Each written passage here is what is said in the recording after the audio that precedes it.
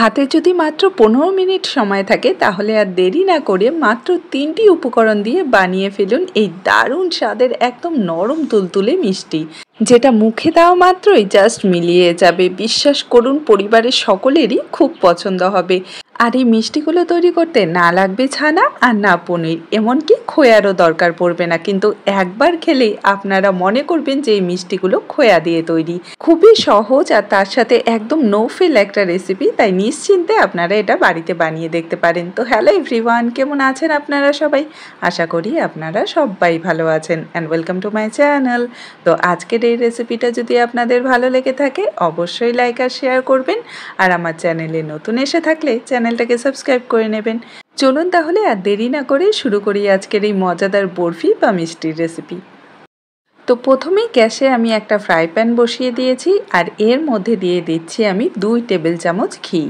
এই রেসিপিটার জন্য চেষ্টা করবেন ঘিটাই ব্যবহার করার। তেল ব্যবহার করলে কিন্তু এই মিষ্টিটার স্বাদ একদমই পাল্টে যাবে, খেতে ভালো লাগবে না। তো একদম লো ফ্লেমে এখন ঘিটাকে আমি হালকা একটু গরম করে নিচ্ছি। তো এখানে ঘিটা গরম হয়ে গেছে, এবারে এর মধ্যে দিয়ে দেব 1 কাপ ময়দা। আমি এখানে মেজারিং কাপে মেপে নিয়েছি, আপনারা যে কোনো একটা চায়ের কাপ বা বাটিতে মেপে উপকরণগুলো নিয়ে নেবেন, একদম পারফেক্ট রেজাল্ট আসবে। তো এখানে আমি 1 কাপ ময়দা দিয়ে দিলাম। গ্যাসের ফ্লেমটা কিন্তু লোতে রেখেই এই ময়দাটাকে আমাদের 3 থেকে 4 মিনিটের মতো হালকা একটু ভেজে নিতে হবে।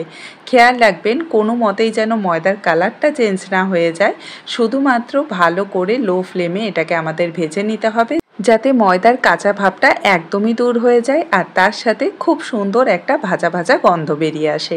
আচ্ছা, আপনারা অনেকেই হয়তো ভাববেন যে ময়দা দিয়ে কি আর মিষ্টি বা বরফি তৈরি হয়, কিন্তু বিশ্বাস করুন মিষ্টির দোকানে এরকম অনেক রকমের আপনারা মিষ্টি বা বরফি পেয়ে যাবেন যেগুলো ময়দা দিয়ে তৈরি করা হয়, কিন্তু খেয়ে আমরা কিছুতেই বুঝতে পারি না। তাই একবার এই মিষ্টিটা বাড়িতে বানিয়ে দেখুন, অসম্ভব মজার লাগবে। তো এখানে আমি আরও হাফ চামচের মতো ঘি অ্যাড করে দিলাম, কারণ আমার ময়দাটা একটু শুকনো মনে হচ্ছিল, ড্রাই মনে হচ্ছিল, তার জন্য আমি হাফ চামচের মতো ঘি দিয়ে দিয়েছি। মাত্র 2 থেকে 3 চামচ দিলেই হয়ে যাবে। তো এখানে দেখুন ময়দাটা কিন্তু খুব সুন্দর করে ভাজা হয়ে গেছে আর খুব সুন্দর একটা গন্ধও বেরিয়ে আসছে। তো তার জন্য আমি গ্যাসের ফ্লেমটা এখন অফ করে দিয়েছি, কিন্তু আমি এভাবেই একটু নাড়াচাড়া করে নেব, কারণ প্যানটা এখন অনেকটাই গরম আছে। যদি এইভাবে এই ময়দার মিশ্রণটাকে রেখে দিই তাহলে কিন্তু একটা পাশ পুরো লাল হয়ে যাবে। তাই কিছুক্ষণের জন্য এভাবে নাড়াচাড়া করে এটাকে হালকা একটু ঠান্ডা করে নেব। খেয়াল রাখবেন পুরোপুরি ঠান্ডা করা যাবে না, হালকা একটু ঠান্ডা করে নিতে হবে। তো এখানে দেখুন ময়দাটা হালকা একটু ঠান্ডা হয়ে গেছে। তো এবারে এর মধ্যে আমি অ্যাড করে দেব হাফ কাপ গুঁড়া দুধ। যে কাপে মেপে ময়দাটা নিয়েছি সে কাপে মেপেই কিন্তু আমি হাফ কাপ গুঁড়ো দুধ দিয়েছি। আর এই গুঁড়ো দুধটাকেও ভালো করে মিশিয়ে নেব। আর এই গুঁড়ো দুধটা অ্যাড করার পরই এই মিষ্টিটার মধ্যে এতটা সুন্দর টেস্ট চলে আসবে যে কেউ খেয়ে বুঝতেই পারবে না এই মিষ্টিটা আপনারা ময়দা দিয়ে বানিয়েছেন। একদম মনে হবে যে দোকান থেকে কিনে আনা খোয়া দিয়ে তৈরি বরফি। আর এই গুঁড়ো দুধটা কিন্তু অবশ্যই ময়দাটা হালকা একটু ঠান্ডা হয়ে যাওয়ার পর অ্যাড করবেন, না হলে কিন্তু দলা পেকে যাবে। তো এখানে দেখুন আমি ভালো করে গুঁড়ো দুধটা মিশিয়ে নিয়েছি, আর এই মিশ্রণটাকে আমরা এভাবেই সাইডে রেখে দেব পুরোপুরি ঠান্ডা হয়ে যাওয়া পর্যন্ত। তো যতক্ষণ এটা ঠান্ডা হচ্ছে ততক্ষণে চলুন আমরা একটা চিনির শিরা তৈরি করে নিই। তো গ্যাসে আমি একটা সসপ্যান বসিয়ে দিয়েছি, আর এর মধ্যে ওই একই কাপে মেপে আমি 1 কাপ চিনি নিয়েছি, আর তার সাথে দিয়ে দিচ্ছি হাফ কাপ জল। এই পরিমাণটা কিন্তু একটু খেয়াল রাখবেন, যতটা ময়দা নেবেন ঠিক ততটাই কিন্তু চিনি নিতে হবে। এবারে ভালো করে চিনি আর জলটাকে মিশিয়ে নেব যাতে চিনিটা পুরোপুরি গলে যায়। আর এই শিরাটাকে কিন্তু আমাদের একটু ঘন করে তৈরি করতে হবে, মানে প্রায় 1 তারের শিরা আমাদের তৈরি করে নিতে হবে। তো এখানে দেখুন আমি ভালো করে মিশিয়ে নিয়েছি। এবার গ্যাসের ফ্লেমটাকে মিডিয়ামে রেখে 1 মিনিটের মতো আমাদের এই শিরাটাকে জাল করতে হবে। একটু চেক করে নেবেন মাঝে মধ্যে, কারণ এই 1 তারের শিরা খুব তাড়াতাড়ি তৈরি হয়ে যায়। তো এখানে আমি আপনাদের ভালো করে চেক করে দেখিয়ে দিচ্ছি। আমি 1 মিনিটের মতো জাল করে নিয়েছি। এভাবে দুটো আঙ্গুলের মাঝে নিয়ে একটু চেক করবেন, দেখবেন হালকা একটা তার দেখা যাবে। আমি আপনাদের ভালো করে দেখিয়ে দিচ্ছি, এই যে দেখুন হালকা কিন্তু একটা তার দেখা যাবে। খেয়াল রাখবেন এর চেয়ে বেশি ঘন শিরা যেন না হয়, তাহলে কিন্তু বরফিটা সেট হওয়ার আগেই ভেঙে যাবে, ঠিক আছে? আপনারা ওটাকে শেপ দিতে পারবেন না। তো তো এখানে শিরাটাও পুরোপুরি রেডি হয়ে গেছে। আমি গ্যাসের ফ্লেমটা অফ করে দিয়েছি। এবারে ফ্লেভারের জন্য আমি এখানে হাফ চা চামচের মতো এলাচের গুঁড়ো দিয়ে দিলাম। আপনারা চাইলে কিন্তু গোলাপ জল বা যেই ফ্লেভারে আপনারা এটাকে বানাতে চান সেই এসেন্সও ব্যবহার করতে পারেন। আমি এখানে এলাচের ফ্লেভারের আজকের এই বরফিটা তৈরি করছি।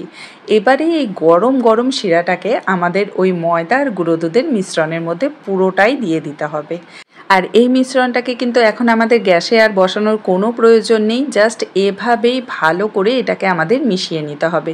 প্রথম দিকে আপনাদের হয়তো মনে হবে যে দলা পেকে যাচ্ছে, গুটি বেঁধে যাচ্ছে, কিন্তু আস্তে আস্তে এটাকে মিক্স করতে থাকবেন, দেখবেন শিরাটাও আস্তে আস্তে ঘন হয়ে আসতে থাকবে আর একটা ডোয়ের মতো, একদম স্মুথ একটা ডোয়ের মতো তৈরি হয়ে যাবে। আচ্ছা, ফ্যানের নিচে রেখে কিন্তু এটাকে তাড়াতাড়ি ঠান্ডা করতে যাবেন না, তাহলে কিন্তু ভালো করে মেশানোর আগেই মিশ্রণটা ঘন হয়ে যাবে, টাইট হয়ে যাবে, তো পরে এটাকে কিন্তু আর ঠিক করতে পারবেন না। আরেকটা জিনিস, এই মিশ্রণটাকে কিন্তু এভাবেই ছেড়ে দেবেন না যে পড়ে থাক একাই ঠান্ডা হয়ে যাবে, সেটা কিন্তু করতে যাবেন না, তাহলে উপরের যে লেয়ারটা আছে সেটা ঠান্ডা হয়ে একদম ঝুড়ো ঝুড়ো হয়ে যাবে, ভেঙে যাবে। তাই এইভাবে নাড়াচাড়া করেই এটাকে মিক্স করতে হবে, তার সাথে ঠান্ডা করে নিতে হবে। তো এই যে দেখুন আস্তে আস্তে কিন্তু পুরো প্যানটা ছেড়ে দিয়েছে আর এক জায়গায় দলা পেকে যাচ্ছে, মানে একটা ডোয়ের মতো হয়ে গেছে। তো এখান থেকে কিছুটা অংশ, মানে অর্ধেকটার মতো আমি একটা আলাদা জায়গায় নামিয়ে রাখছি। এখানে আমি একটা বাটার পেপারের উপর এটাকে নামিয়ে নিচ্ছি। আর যে বাকি অর্ধেকটা অংশ আছে এটার মধ্যে আমি সামান্য একটু ফুড কালার মিশিয়ে নেব। আপনারা কিন্তু চাইলে পুরোটা মানে সেম কালারেরই রাখতে পারেন, কোনো অসুবিধা নেই। আমি এখানে দেখার সৌন্দর্যের জন্য এটার মধ্যে সামান্য একটু গ্রিন ফুড কালার দিয়ে দিচ্ছি আর এটাকে ভালো করে মিশিয়ে নিচ্ছি। আর এই বরফির ডোটা কিন্তু এখন হালকা একটু গরম আছে, মানে পুরোপুরি ঠান্ডা হয়ে যায়নি, হালকা গরম আছে। আর এই গরম থাকা অবস্থায় কিন্তু আমাদের পুরো কাজটা করে নিতে হবে। তো এখানে দেখুন 2 কালারের ডো রেডি হয়ে গেছে। এখন চলুন এই বরফিটাকে আমরা সেট করে নেব। তার জন্য এখানে আমি একটা স্কোয়ার কেক টিন নিয়েছি। আপনারা চাইলে থালার মধ্যেও এটাকে সেট করে নিতে পারেন, জাস্ট নিচে একটু তেল ব্রাশ করে নেবেন। যদি বাটার পেপার থাকে তাহলে সেটা একটা দিয়ে দেবেন, তাহলে খুব সহজে বরফিটা বেরিয়ে আসবে। এবারে গ্রিন কালারের ডোটাকে আমি সমানভাবে এটাকে আর কি সেট করে নিলাম, তার উপরে সাদা কালারের যে ডোটা আছে সেটাকে সেট করে নেব। হাত দিয়ে আস্তে আস্তে একটু চেপে দেবেন, দেখবেন খুব সহজে এটা সব জায়গায় ছড়িয়ে যাবে। তো এই যে দেখুন এখানে ভালো করে আমি সেট করে নিয়েছি দুটো লেয়ার। এবারে অপেক্ষা করব এই বরফিটা পুরোপুরি ঠান্ডা হয়ে যাওয়া পর্যন্ত। তো এখানে দেখুন পুরোপুরি ঠান্ডা হয়ে গেছে, বরফিটা একদম সেট হয়ে গেছে। এখন জাস্ট এটাকে উল্টো করে দিয়ে 2-3 বার ট্যাপ করে নিলে দেখবেন খুব সহজে এটা বেরিয়ে আসবে। কোনো রকম চাকু দিয়ে সাইড ছাড়ানোর কোনো দরকার নেই, একটু ট্যাপ করে নিলে দেখবেন এভাবে বেরিয়ে আসবে। এখন বাটার পেপারটা আমি সরিয়ে নিচ্ছি। আর এই বরফিটা কিন্তু আপনারা 10 থেকে 15 দিন অনায়াসে ফ্রিজে স্টোর করেও রেখে দিতে পারবেন। এবারে আমি এর ওপরে একটু সিলভার ওয়ার্ক দিয়ে সাজিয়ে নিচ্ছি। এটা পুরোপুরি অপশনাল, আপনারা নিজেদের পছন্দ মতো ড্রাই ফ্রুট দিয়েও কিন্তু এই বরফিটা সাজিয়ে নিতে পারবেন। এখন চলুন আমি বরফিটা আপনাদের কাট করে দেখিয়ে দিচ্ছি। আমি সাইডের দিক দিয়ে একটু ছোট করে কাট করে নিচ্ছি, যাতে করে চারদিকের শেপটা, মানে চারদিকের ডিজাইনটা খুব সুন্দরভাবে দুটো লেয়ার দেখা যায়। এবারে এটাকে আমি 4 ভাগে ভাগ করে নিচ্ছি। আর আমার কাটাতেই হয়তো আপনারা বুঝতে পারছেন কতটা সুন্দরভাবে বরফিটা সেট হয়েছে, চাকুর গায়ে কিন্তু একটুও লেগে যায়নি। আর এই যে দেখুন দুটো লেয়ার কতটা সুন্দরভাবে দেখা যাচ্ছে। আপনারা কিন্তু নিজেদের পছন্দ মতো যে কোনো শেপে এটাকে কাট করে নিতে পারেন। আমি এভাবে 3 কোণা শেপে এই মিষ্টিটাকে কাট করে নিচ্ছি।